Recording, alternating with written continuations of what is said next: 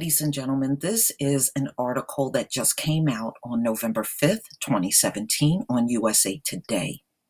Without cash, Trump's opioid emergency declaration is a farce, destined to fail.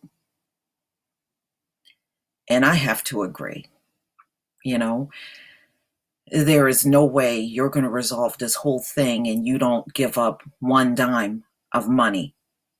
It's just not going to happen. But, number two, they're not going to resolve this. Is too many millions out here on the drug. When I was 14 years old, my older brother, Zach, overdosed on heroin.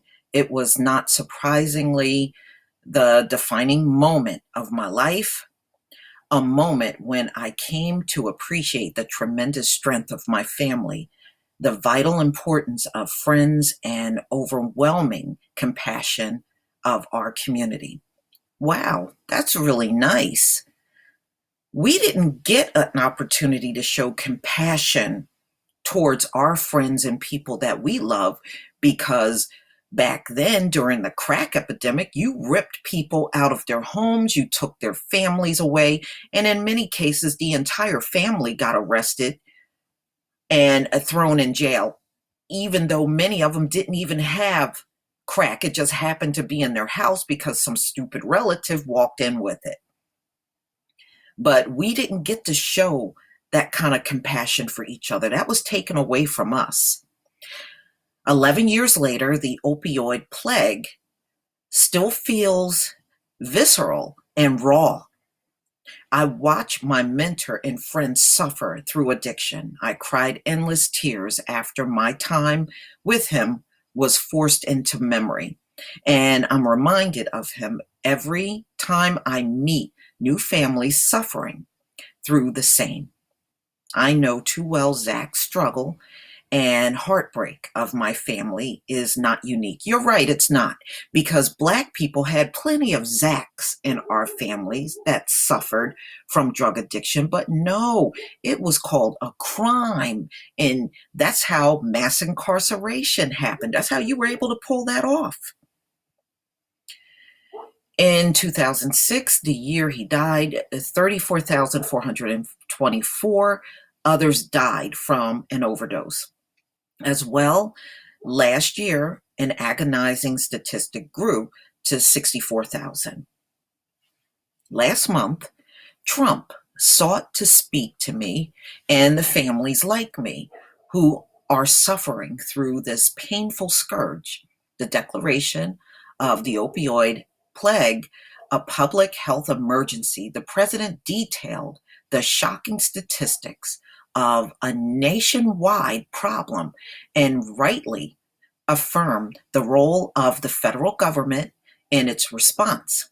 It's amazing. The federal government had no compassion when it came down to the crack epidemic.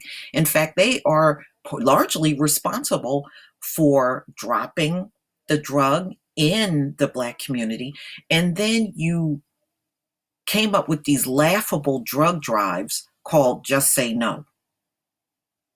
Okay, so you're going to cause the problem and then try to act like a saint and putting some Just Say No ads out like you had nothing to do with it. And the Reagans were knee deep in the crack epidemic. They just continue to insult you over and over. But the meager actions his administration are now taking are not even close enough. Well, at least he's taking some action. He's not rounding you up and putting you in jail. So the way I see it, the white community is still making out, even with him declaring it a public health issue. His rhetoric without resources offers the promise of a resolution without the specs to get the job done.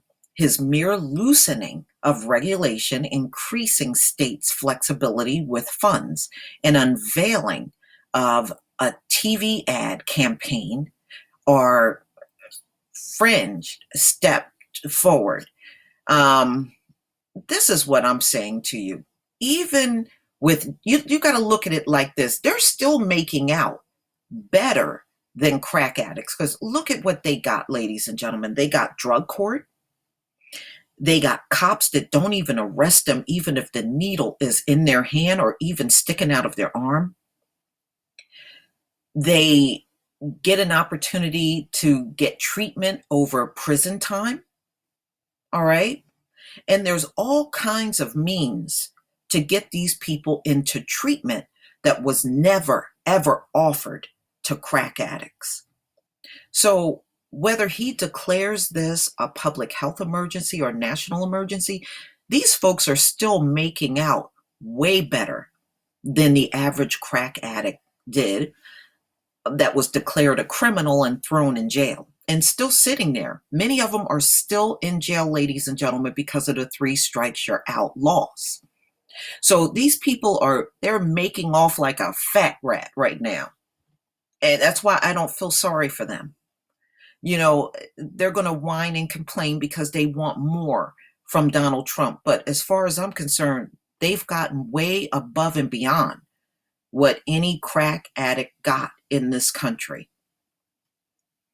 In directing agencies to use every appropriate emergency authority to fight the opioid plague, the president might sound tough, but without committing $1 extra to empowering those fighting opioid addiction on the front lines, Trump has signaled he's more interested.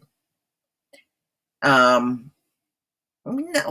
I don't know if I agree with that. I think he feels like he's doing enough for the occasion because, number one, record shows they have already poured billions into this plague and it continues to grow.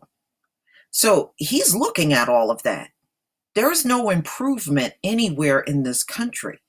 The death toll is going up. Morgues are running out of space. More people are going on the drugs every day. And you got all of these drugs coming from every single border in this country. And that's not even being stopped. So you got to think about everything that's already been poured into this thing. And there's been no good results in return. But you expect him to keep pouring this endless amount of money into a bunch of junkies that don't even want to get off the drug? I don't think you would find anybody in this world that would be willing to do that, ladies and gentlemen.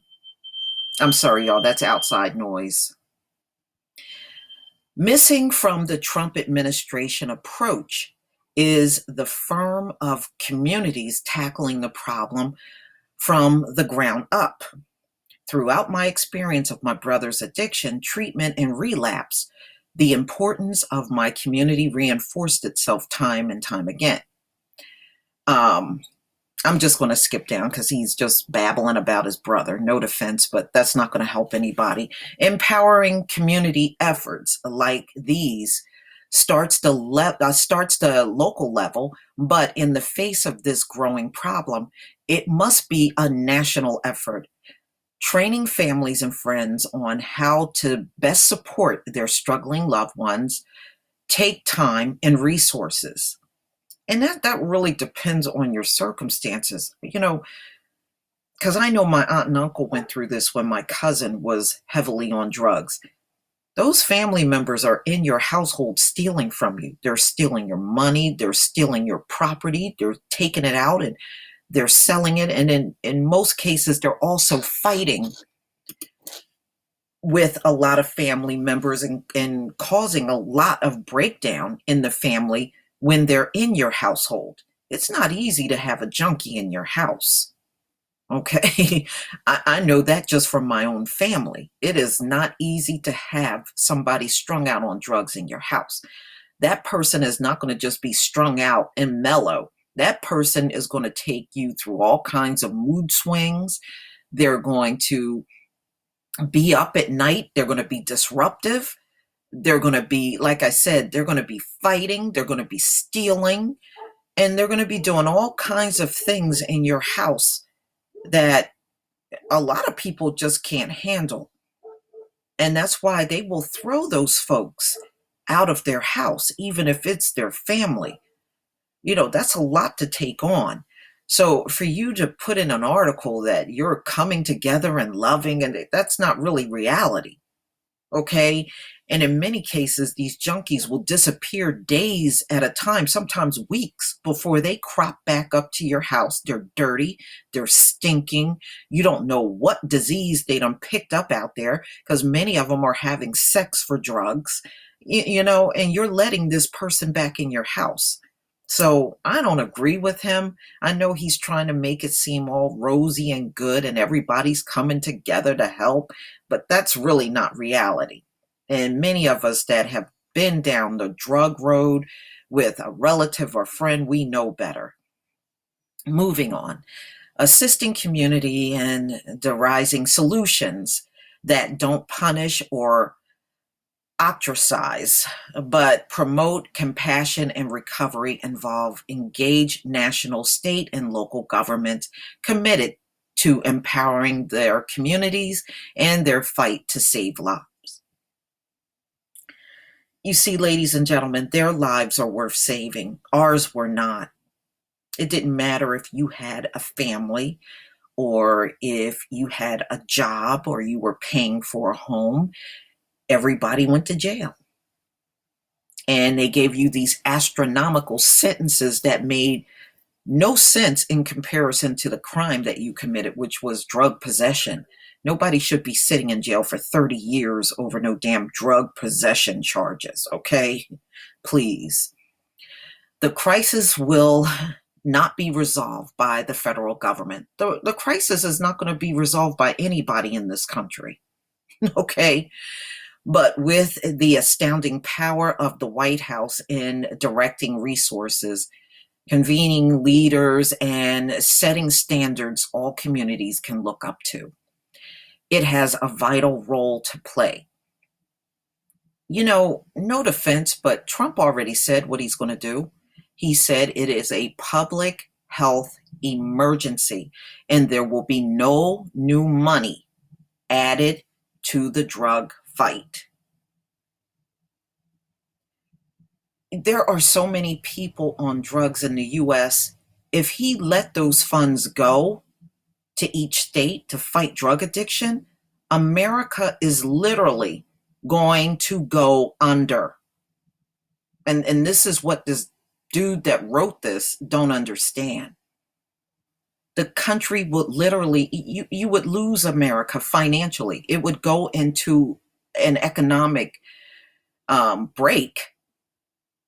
It would be sinking real fast economically if they let you have this money.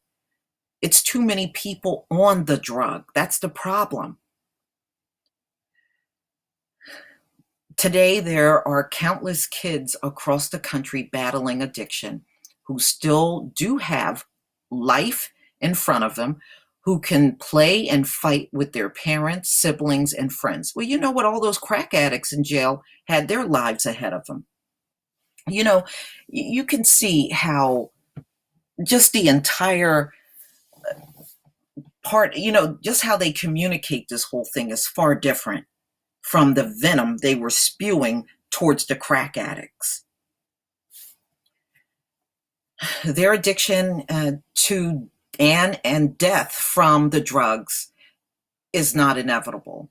There are tremendous people and programs across this country who are already doing good work to save lives. Then that's really your best option. I wouldn't count on the White House. I just don't see Trump changing his mind on this. I know a lot of them are very upset with Trump because, see, in August, he made the announcement about making this a national emergency. He put that commission together where Chris Christie headed. And I guess that gave them the appearance that Trump really was going to do something big about this opioid plague that's going on. Now they have to decipher the fact that nothing more is going to be done as far as saving these addicts. And that's what they're really upset about. Trump ain't giving up another dime. Okay. Really, they need to be grateful. Isn't that what they tell Black people when we complain? You need to be grateful. Well, they need to be grateful because all of the money they have poured into this thing, they didn't pour one dime into the crack epidemic. Nobody came around with Narcan. They came around with handcuffs instead. And there were countless of crack addicts that were shot to death by cops on site, just like they shoot us on site now. That was going on during the crack epidemic too, ladies and gentlemen. There was no compassion. And there's still really no compassion from law enforcement. I watched a video where a guy was on fire and they were kicking and stomping this guy out on fire. Instead of helping him, they were beating on him. So there was no compassion for the Black community during the crack epidemic, and there's no compassion for us now. This is why they keep nabbing Black people, even to this day, for drug possession, non-violent offenses, and putting you in jail. And what are they giving these heroin and these opioid addicts? Drug court and treatment. So you're still making out better. So you should be grateful, even if Trump is not given another dime. Please tell me what you think, ladies and gentlemen. Please leave your comment and subscribe. And if you can, please remember to click on that notification bell. Peace, family.